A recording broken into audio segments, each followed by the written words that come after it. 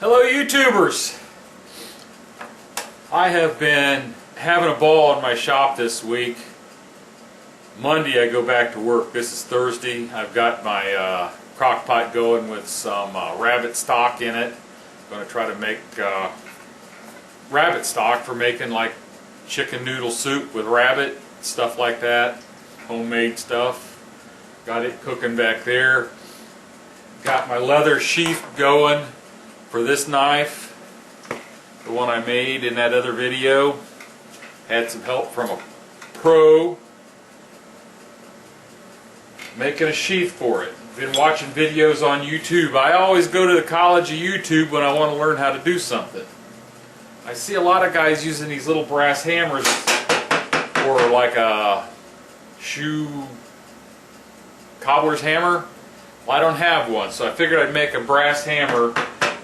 When you're contact cementing this leather together, I saw them tapping on it, so I turned a nice little brass hammer. This side here is kind of flat with the edge rounded, and this is more like a rounding hammer.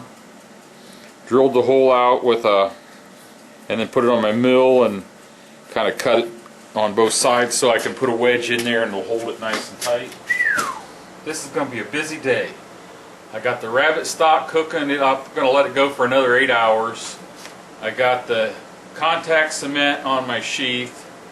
Now I'm coming over here. I'm going to turn a handle for my little brass hammer I'm making. So this is the scariest part right here. I've got my tool all sharpened up, and we got to turn this down to round, and this is kind of scary. I hope we don't have any accidents, and I got to work on this lathe because I don't like where the on and off switch is at.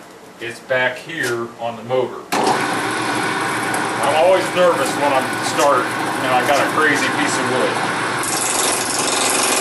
because it could be so out of balance and fly out of there.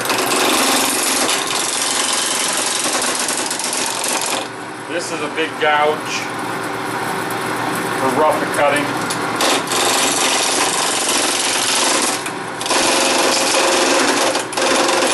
This is just a wood piece of ash that I took out of my wood pile, kind of squared it up with a splitting wedge, cut the ends off a little bit.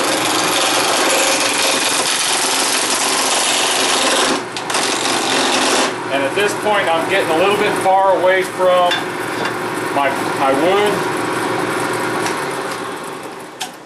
See, it's still not even close to round, but I can get my hand in there, and that's not good. What I'm going to do is move down here and work on that a little bit, and then work back and forth. You always give it a spin to make sure you're not going to hit anything. I'm going to get a little closer than that. Tighten it up, and I will bring you back when I've got it down round and ready to start turning the handle. Okay, I've got it turned down round. It's not like a perfect diameter to full length. I just went around. I took a pencil. While it was off, I grabbed hold of it and marked on each side of my hand, and right there's those marks. And I'm going to make it kind of like a chasing hammer, maybe, for engraving.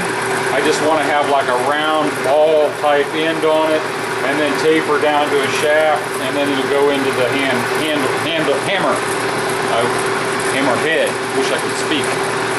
So that's what I'm going to do. Okay, there it is finished. I put 2 little copper shims in there to tighten it up.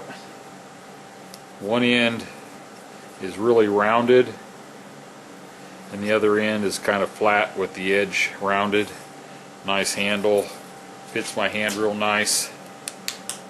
Not for wailing on things, just tapping. It's kind of heavy, really. It's 1-inch brass. Oh, maybe 2 1/4, 2.5 inches long. I really didn't measure it. Gonna be happy with that.